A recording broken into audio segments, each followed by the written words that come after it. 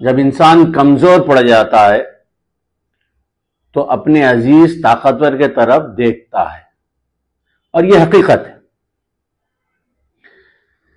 कल chief minister Telangana Revanth Reddy ने भी कुछ ऐसा ही किया है। कल असेंबली में पीसी जोश कमीशन की रिपोर्ट पेश की गई। सारा दिन आधी रात गर्मा गर्म बहस चली, और उन्हीं के आजकल जो करीबी है एमआईएम पार्टी के लीडर जनाब अकबरुद्दीन अवैसी साहब ने भी खुलकर कहा कि ये कमीशन का मतलब समझ में नहीं आया, कमीशन कहना क्या चाह रहा ये समझ में नहीं आया। जब तनकीदें होने लगी, हरीश राव साहब अकेले 8 मिनिस्टरों को जब जवाब देने लगे तो रेवंत रेड्डी को समझ में नहीं आया। फौरन उन्होंने जैसा रेवंत रेड्डी कमजोर पड़ गए, फौरन उन्होंने अपने ताकतवर भाई मोदी के तरफ देखना शुरू किया और अमित शाह के तरफ देखना शुरू किया, और अला फला में पीसी जोशी कमीशन की रिपोर्ट को सीबीआई के हवाले करने का ऐलान कर दिया।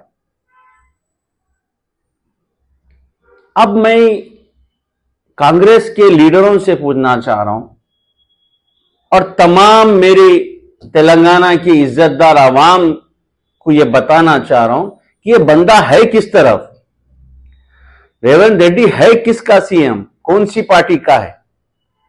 जहां राहुल गांधी अपनी यात्रा में, अपनी प्रेस कॉन्फ्रेंस में कहते हैं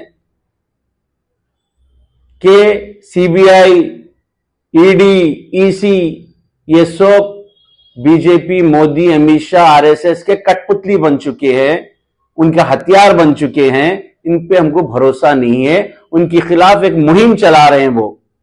और उन्हीं का चीफ मिनिस्टर तेलंगाना में उनकी खिलाफ वर्जी करता है और पीसी जोश कमीशन की फाइल सीबीआई के तरफ देता है, मोदी अमित शाह के तरफ देता है, भाई बचा लो मेरे को। अब तेलंगाना के कांग्रेस लीडरों को फैसला करना होगा। या तो आपको राहुल गांधी, सोनिया गांधी, राहुल गांधी जी, राजीव गांधी जी, इंदिरा गांधी जी की आइडियोलॉजी पे चलना है, या फिर आपको बीजेपी, आरएसएस की आइडियोलॉजी पे चलना है। अब आपको देखना होगा। और मैं आज पहली बार, जब से कांग्रेस पार्टी छोड़ा अभी आज तक, आज पहली बार रेवंत रेड्डी का शुक्रिया अदा करता हूं। वो इसलिए कि उन्होंने वो पूरे लोगों पर करारा तमाचा मारा है चेहरे पे, जो ये कहते थे कि बीआरएस और बीजेपी एक है। इन्होंने कहा, अरे बेवकूफो, बीजेपी बीआरएस एक नहीं है, बीजेपी मैं एक हूं, मोदी मेरे बड़े भाई है, अमित शाह मेरे भाई है, मेरे में आरएसएस है, मैं आरएसएस का आदमी हूं। ये कल इन्होंने सबको अपनी हरकत से बता दिया है।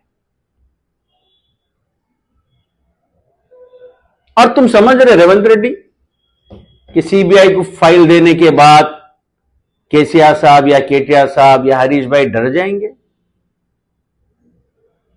बीजेपी ने पिछले एमपी इलेक्शन से जितनी प्रेशर पॉलिटिक्स की है केसीआर साहब के साथ, कविता जी को जेल में रख के, वो इंसान जब नहीं झुके तो अब क्या झुकेंगे? जो इंसान के दिल में हर मजहब की इज्जत करना, रेस्पेक्ट करना जिसके दिल में है, जिसकी नीयत खुलूस है, उसे जमीनी ताकतें नहीं डरा सकती। रेवंत रेड्डी, ये तुमको अनकरीब मालूम हो जाएगा। और साथ ही साथ रेवंत रेड्डी, तुम्हारी ये हरकतों से तुम्हारी हुकूमत जाने का पहला जरिया जुबली हिल्स का बाई इलेक्शन बनेगा।